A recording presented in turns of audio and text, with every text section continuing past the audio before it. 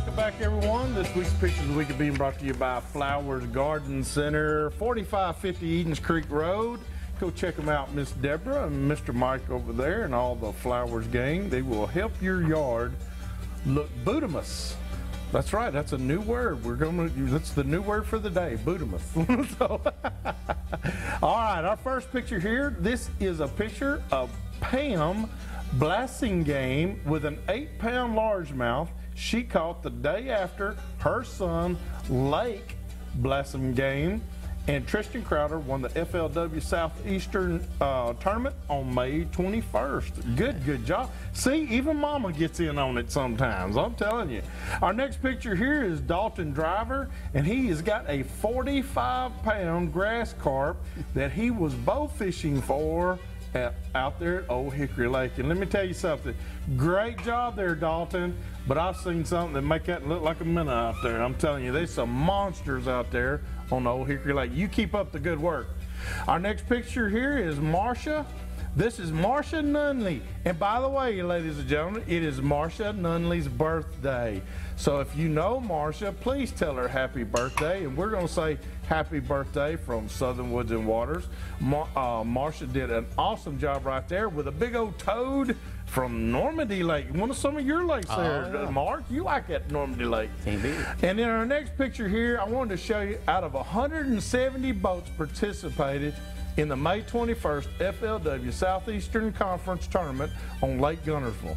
The winners were the one and only Tristan Crowder from right there in Lawrenceburg, Tennessee, and Lake Blasingame with 27.6 pounds. And Tristan Crowder had one weighing 7.9 pounds.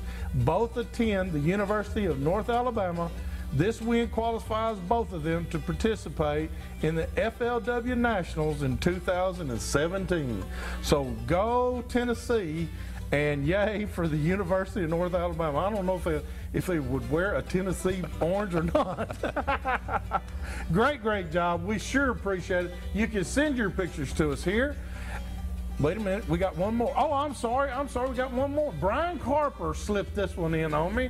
Brian Carper says, this is a father-son group with two sons, a father and two sons. These two sons started coming in to fish with Brian when they were about 5 or 6 years old, and now look at the size of them now. They're teenagers, still fishing with Dad, still fishing with Brian. They went out on out of Fate Sanders and did an awesome job just catching a few bass around there on Percy Priest. So great job. Tell Brian you saw it here.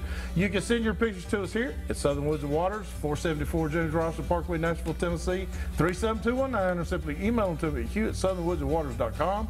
We'll get them on here really fast. So we appreciate all those pictures, and just, I love it when Mama gets involved and she comes in with an 8-pounder. Oh yeah. Isn't that fun? I love it when the ladies come on the boat, because most of them will tell me, Mark, I don't normally catch fish. And I said, we'll fix that problem. And you do. That's right. Now, what's the big fish that you've gotten this year so far, the biggest crappie? Because I know you're catching a bunch of 15s and 16s. Yeah, the 15 range is where we're sort of topping out on Priest. Okay. And, normally we do a little bit better. Last fall, we had a warm season at Normandy. It just stayed too hot. But hopefully this year we'll get, and the big fish, it's going to come from Normandy. Oh yeah. Our big one up there right now is a 2.8. It's been holding the record for about two and a half years. We've had on bigger, but people get excited. And I've learned a new word that causes a problem crappie fishing. What? When you hear the word honey, it's a monster. That's when you have a problem. I heard that. That's good. That's what happens. They come off. Yeah, they come off. You can't do that. So just an awesome time out there. You've got a lot of stuff going on Percy Priest and Old Hickory right now. Yeah, I don't do as much on Old Hickory, but Priest, that's just my home lake. We're there all the time. Old Hickory occasionally, but it's more checking out. We fished the Crappie USA tournament over there. How'd you do? We got 14th out of however many boats. We were there mainly to get a position to fish the Classic. We fished it last year. We had 7th in the nation in the amateur division. My partner fishes amateur. And so there's a lot of competition in that. We were at Patoka Lake and learned a little something about Patoka Lake. They don't tell you that it's got that stunted crappie syndrome up there. Most of the fish you'll catch are 4 to 6 inches.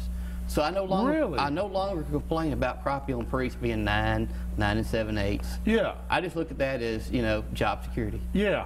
So. And it's called stunted Crappie syndrome. They'll all be 4 to 6 inches, but normally there's not enough bait in the lake to keep the fish growing good. Okay. So you'll have a big year class of 4 to 6 inch crappie, and they're hungry. Oh yeah. I mean, you know, there we had to upsize the baits just to keep it away from the smaller fish. There's big fish there, and they love to hit early morning. But we had first day we had the 3rd biggest fish coming out of the chute there, and it's just a lot of fun fishing crappie tournaments. You know, you have a lot of bass tournaments around here. If you go bass tournament, people run you over, give you the money, and go fish the tournament. You go crappie tournaments, they're like, where'd y'all go? Yeah. Okay, it's the hardest thing to do to get crappie tournaments. A lot of people may believe, oh, they're going to find my spot. If we want your spot, we'll find it. Oh yeah. Come out and fish with us. Yeah. And it's a great way to teach kids. You know, if you take your children out fishing, if they're sitting there bass fishing and they're not catching much, they're ready to go home. Yeah. Bring them crappie fishing. They catch a lot more fish. I had a 3-year-old on the boat yesterday and a 6-year-old yesterday. They had a ball. You now, make memories. They may fish for just a few hours or less. They like to play in the minnow bucket. They like to open up the well of inspiration where all the crappie are. Count them, whatever they want to do. Let them do that. That's what they want to do. Then you can come back up front and the husband and wife sit there and catch a fish. Get her having a big time playing in the minnow bucket or whatever. It's about making that memory and having the kids come out there, catch a few fish, and want to go again. Mark, what's a great time to be out on the lake fishing with you for crappie right now? All year long. All year long. We catch them all year long. Wintertime is my favorite time. Summertime is a great time. Most people will tell you this time of year, I've lost my crappie. Most of them are still beating the banks. Now this year we were about 5 to 6 feet low when the spawn was happening. So I actually was catching most of the fish, the good fish, out there on the deeper beds that we fish right now during the summertime. We've got about 2.5, 3 more feet of water on it. They're there right now. But we caught a lot of fish in summertime spots because the water was so low. Can you give us a for instance, Mark, because you fish Normandy and Priest and Old Hickory and all around here. If somebody's interested in crappie fishing, wanting to learn more, Okay. Summertime, I suggest summertime for quantity, fall and winter for quality. Am I telling them right? I mean, they can catch a few more now than they can maybe in hard winter, but in hard winter, it's going to be bigger ones. Well, that's true for the most part, but here's the deal. Wintertime, you're going to find those fish on Priest. You know, I love the trees. Oh, yes. You know, I'm a big advocate of fishing those trees. And if you go out there and fish the trees at the right time, I had a gentleman last year said, Mark, I want to fish with you every 90 days. We fished in the fall, we had a nice bunch of fish. We fished December the 15th. It was 72 degrees. We're fishing 74 feet of water, trees that are 50 feet tall. We're fishing down 20 to 25 feet on those trees. Our smallest fish was 11. Our big ones were 15, almost 15.5 inch fish. We had a nice stringer of fish. Yes, you did. Most people drive right over this place, and they're going to another little area, okay? But at that wintertime, they're going to roll out. Now, summertime is the reverse of wintertime. Your fish are going to be shallow, or they'll suspend out over deep water, okay? But the deal is this. All crappie fishermen have to have a place to go. You've got to have your beds. You've got to have it on GPS. And you know me, I've got a lot of spots on GPS. You got a lot of spots, okay? brother. And I make a milk run on them. I'm going to find. I'm going to take you out there. We're going to hit the spots where most of the activity. Today was a black crappie day. We probably didn't catch 10 white crappie. The ones we caught were nice. And you wound up catching how many today? We had 51. 51 keepers. 51 crappie. We 51 had 29 keepers. 29 keepers. And so, that's awesome.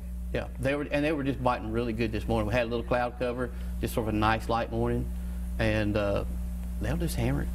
That's what you want. Now, Yeah. live bait? What? You know me, I'm mostly live bait. Yep. I may throw a little color on there. For instance, most of the time I'm pulling the blade rig with the chrome blade on it. Okay. Okay. Then fall, winter, we may go to a chartreuse blade or the chartreuse and orange blade for a little color in the dingy water. And so that just gives it that flash effect. it's all about flash.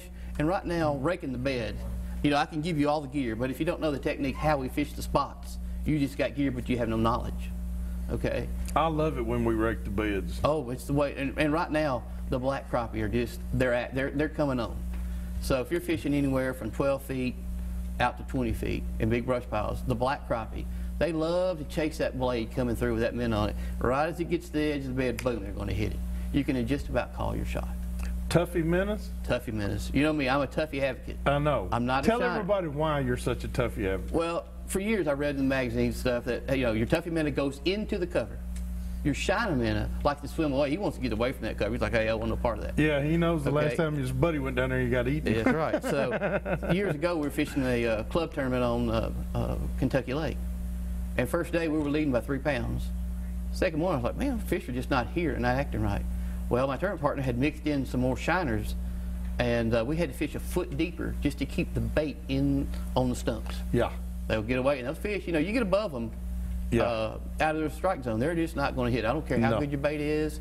There's a certain zone, and right now, a foot, 6 inches can make all the difference. You want to start on your spots high, and you work your way down, maybe a foot at a time or 6 inches at a time, and you'll peel off layers of fish. Most people want to come in there, if they drop below them, crappie's not going to feed down. Nope. They don't do that. They're not made that way. And right now, too, a lot of beds, you come in, you have what we call the one and done. You'll catch between 1 and 5 fish, move on to the next spot. You're going to get the most. Hold on to that. I want to talk about that here in just a minute. I want to talk about that. We got to do our product of the week, so let's go to it right now. This week's product of the week is being sponsored by Highland Rim Tractor. They are your Mahindra tractor dealer right there in Millersville. And boy, I tell you, let's show this. I want to. Now you picked this up. This is called an Ego Net. Ego S2. Ego S2. And I want you to see this, ladies and gentlemen, because this is a lot of fun here.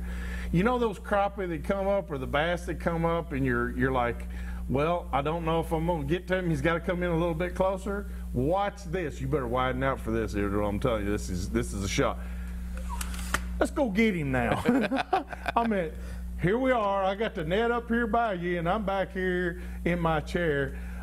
We can get more crappie. You've already said this thing's paid for itself. Oh, it's paid for itself many times. Oh, yes. Ego S2 net, and it is got that netting that I love. It doesn't get hung up. Not too bad. Not too bad. I mean, you're going to have to get a plug out of it, but it's not going to separate the wire, the twine and all that, and you're going to have to cut it out. This is a great, great product. It's called Ego S2, and if you're like me and you just needed 6 more inches of net and you'd have got that big 8-pounder, here you go. This is it. That's the net. Your net man or net woman should be able to stretch that thing on out there, right? It is. That's the greatest little product. It is supposed to float.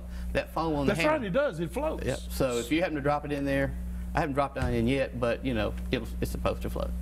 Great. We ain't dropped it yet, have we? No, it's a handy item. You can't. No boat should be left without it. That's right. It ought to be mandatory Especially to have with 11, it on there. 12-foot poles, you can reach out there and grab That's right. And when you're fishing 11 foot, 12 foot, 15 foot, I've seen some 16 foot, 18, whatever. 18 foot poles. You need all the length on that net you can get. Hey, we got to take a quick break. When we come back, we're going to open up our phone lines here at 615-737-7767.